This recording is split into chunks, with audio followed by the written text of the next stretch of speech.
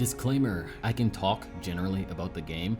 I can probably also show a little bit of screenshots, as I do have access to the Preludes build of the game. However, I cannot show video gameplay footage of my own, whether it's live or recorded. Both are prohibited unless it's for private use in the Discord server for bug reports or feedback tracking. 2, I can't show screenshot sequences, but I can show individual screenshots and talk about them. 3, I can't talk about the private conversations that have been had within the Preludes Discord server. This is including dev and moderator feedback. You should consider liking the video and potentially subscribing to the channel, because I will be making a lot more videos like this on other games. I do variety content here. If you like that sort of thing, maybe stop by sometimes. Now, please take my words through the rest of this entire video henceforth with a grain of salt. Most of these words are going to be anecdotal takes. Not every point that I make has statistics or facts to back it up, but some do, and I've done a fair share of research on Digital Extremes as a development studio and everything in between. There's a lot of speculative nature to this as well, as I do not work with nor for Digital Extremes on the development of Soulframe. I simply want to offer a perspective into the problems that the game does have without violating the NDA agreement by talking too much. This is an agreement that all the Preludes players have had to accept when being invited to the Discord server. It's not one that's specific to this channel, which means I'm completely free to criticize whatever the fuck I want, and I'm not sponsored nor endorsed by Digital Extremes to make this video. That's the second disclaimer. Alright, so let's get into it. The elephant in the room right now is the gameplay demo from TennoCon, and everything aside from 1, the art, 2, the sound design, 3, the level design, 4, the player characters and non-player characters, 5, the voice acting. Everything that is the problem, however, is 1, clunk, 2, clutter, 3, combat, and 4, post-processing. Let's just affirm some things right off the bat. The combat is genuinely just better when you play it for yourself. It's not like this, it's not this slow, it's not this poorly executed, and it just doesn't flow like this when you're good at the game, or even average. In fact, it's quite strikingly similar to the combat of Warframe's Duviri update, which definitely isn't a tech marvel, but it's at least better than what's shown here. Let's talk about this new dilemma, as I like to call it, the Asmongold Dilemma, because he made a video on Soulframe, but it's not just his fault. I think he's at fault for some people assuming that this game was going to be released sometime soon, but at the same time, the game itself doesn't do a good job of telling anybody that from the footage that's attained from TennoCon, right? They just see a new gameplay demo and they're like, oh, game must be coming soon. Whoa, this looks kind of shit. So, anyway, let's talk about it. This video has a goal of offering a new perspective on the topic while clearing up some misconceptions that have been gained by the masses, and thankfully there's no misinformation truly being spread about it, but it does seem that a lot of people sharing their opinions do have a misinformed basis on a lot of the details.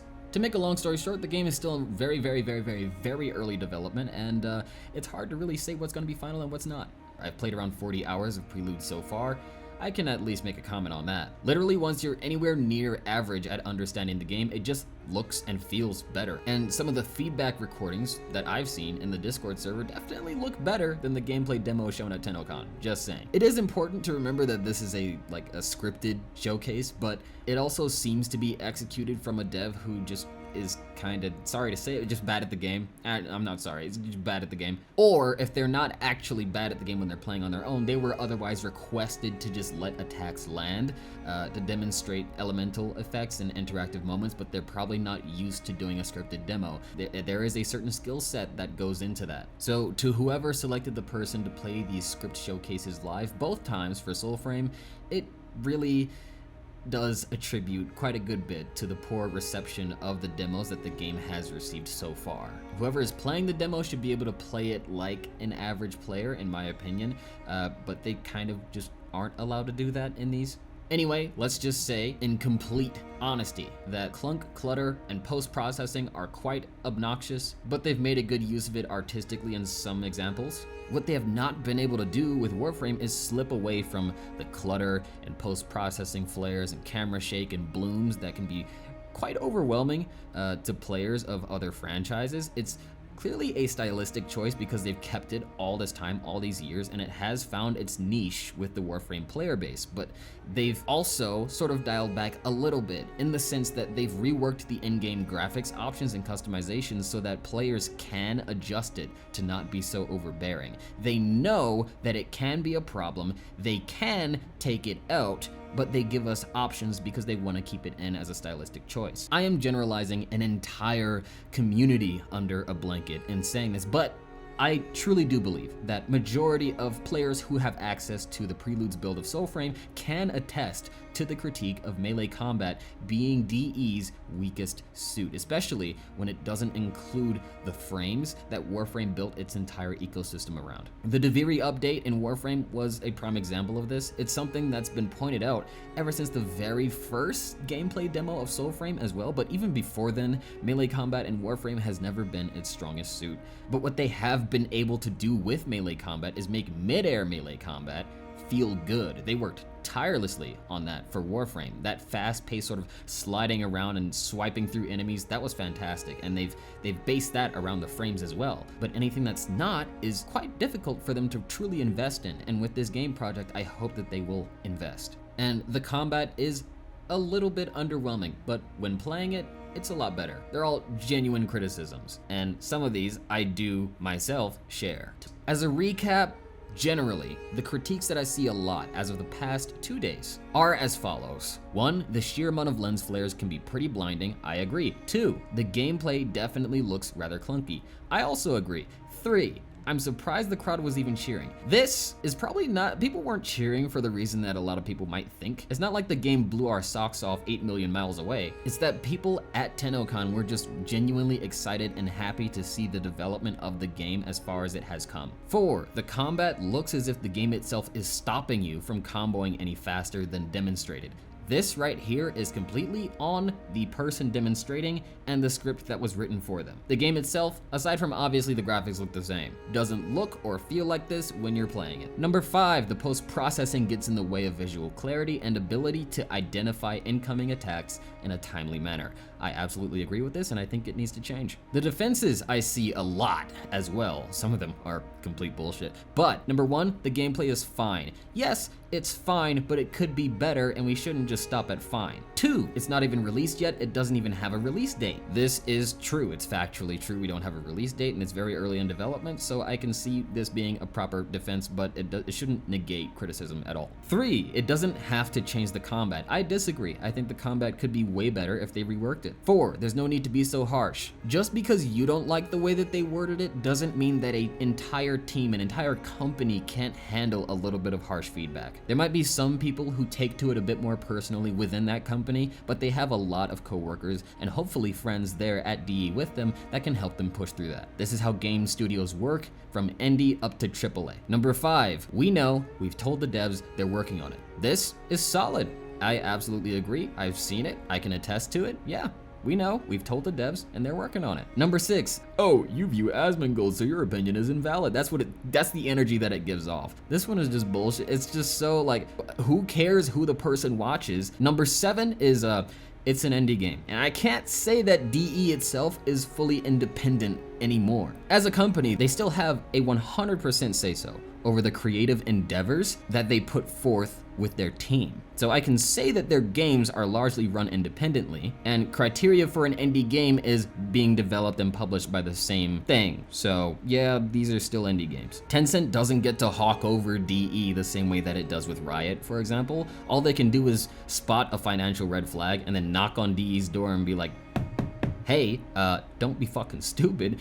We all need this to work, so get it together, and then they leave. But here's where there's a public confusion, I guess. And not to say that there is no problem. I would confess to that 100-fold. There are problems, but we just need to understand the actual problems that people don't fully get, and this is mostly to do with animation. The development studio may still very much handle things very indie, but it's not fully indie anymore in the way that it promotes itself. But as I said before, it does publish its own games, and that is the criteria for indie. If it's developed and published without a standout publisher, it is indie. But it really does clash with court of public opinion. For us who have been following for all these years, it's just exciting to see what they're doing with the game, but most people would likely think, hey, Warframe is a huge fucking AAA game, which it's not. It would classify as III, not AAA, but whatever. They would think, TennoCon is pretty cool, looks super professional, and has a huge venue dedicated to it, but Soulframe just does not look as good or fun as that Warframe update. The combat looks bad, the flares are annoying. People say that it's an animation problem,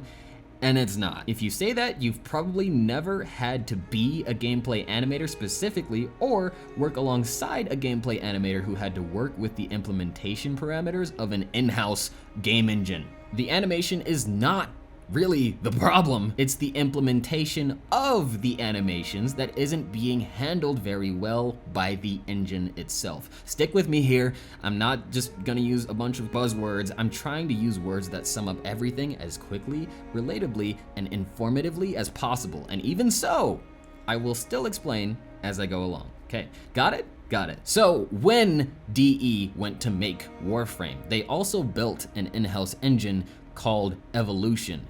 These are some of the same people who built the Unreal series and even worked on the, you guessed it, Unreal Engine. But this company was also founded when their current years still had 19 at the front. Sometimes in-house engines have spaghetti code. In fact, most of the time they do, especially with indie projects with new recruits. Shun the idea all you want, but Warframe was an indie game when it was built, and so was that engine. So what is spaghetti code? You might have heard this word thrown around. It sounds like a buzzword at this point. Think of it as a bad cable management for your PC. Like, you've got countless cables intertwined and tangled to the point that you never want to have to touch it or rearrange it unless a situation desperately calls for it. Now just imagine that those cables each are a channel for a string of code that tells a game engine how to handle those strings, how to create and implement new stuff, and attach data to that new stuff, and interact with that new stuff. The engine is old. They very likely keep it updated. They kind of have to. But as far as implementing new things, reworking or creating an entirely new fundamental system for it, spaghetti is so simple to cook, but the moment anyone asks you to straighten out those pasta noodles again, you're walking out that fucking door, aren't you? So I can't say for sure, but it truly doesn't seem like it's within their scope, as per their current progress on the game, to completely rework the combat system. Now, will they? I can't say whether or not they will. I hope that they do, because I think it could make the game infinitely better. What we have right now is genuinely good. I actually enjoy it. It's very immersive. The combat is actually fun and engaging, but I think it needs a rework. That's most of my speculation. This isn't really intended to be some sort of like far off the deep end sort of thing. It's just sort of taking note of what I know to be issues from my experience having worked in the indie game industry. Being an artist, having to work with technical artists, gameplay animators are different from general animators. There are a lot of things that require a specific profession, and they're handled in a lot of different ways. So when you just blanket it and say, oh, animation is the problem here, you gotta really look deeper. But also at the same time, it's kind of on people like me to put out the information for people to understand that, like, there's more to games than just animation and code. There's an entire platform that it's built off of in order to even have the animation and code in the first place. So more of this information should be put out there in a more regular sense, and that's kind of the goal of this video. As for every other critique, there's no real refuting these. They're all simply problems that harm the game's like mass appeal.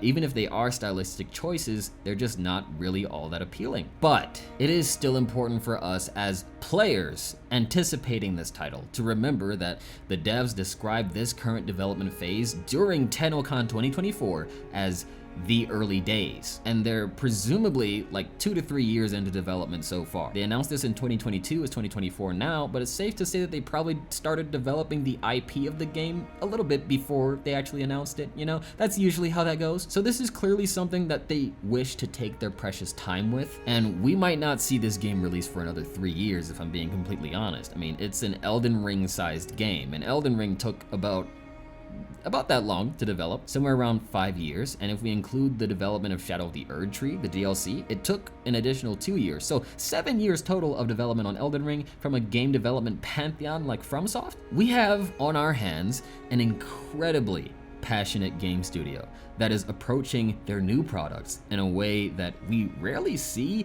with larger teams nowadays, but they do have a similar level of passion for their games as the team at FromSoft. I don't like the way that the movement flows mostly. It feels like trying to play Assassin's Creed on a keyboard and mouse. The entire game feels like they're aiming for more of a console release than PC, which is fine if they were a console exclusive, but Steam is kind of at the forefront of this game's release, and I can't help but notice the clash that the game's gameplay sometimes has with the naturally fast and highly responsive pacing of PC gaming. I think what it does struggle in is trying to use inverse kinematics for a lot of the movement aspects, and it slows down that responsiveness. It wants the player character to move fluently and not snap to different positions, but the framework behind it is a little bit tough to work with. They'll probably have a slew of graphical customizations available to players upon the game's release in what I assume to probably be like 2027-ish, but it doesn't invalidate the criticisms involving their decision so far, and it just makes it all the more, I guess, subjective if you will be able to modify those things to your liking in-game. Regardless, I know the dev team truly does respect any and all feedback. They have for years. They bring it up on dev streams all the time. And Soulframe just had its first dev stream, which gives us a nice light at the end of the tunnel in terms of their ability to respond to that feedback in a more regular manner. And a lot of people defending the demo's shortcomings didn't seem to understand the point of critiques and why it's so incredibly important for game devs to receive constructive feedback in the first place. Some of those quote-unquote critiques were just blatant rage bait or reaction farming, honestly. So there's a bit of silliness to both sides. Either way, I'm just here to offer a new perspective. It's just the work of that team is kind of getting bottlenecked, in my opinion, by the engine that they have to work with. And I want people to be able to identify issues like that more regularly. If you like this video, talk about it in the comments. Like it if you liked it, dislike it if you don't, and consider subscribing, because I'm going to be making a lot more videos like this in the future. Anyway, have a good time zone. I'll see you on the next one.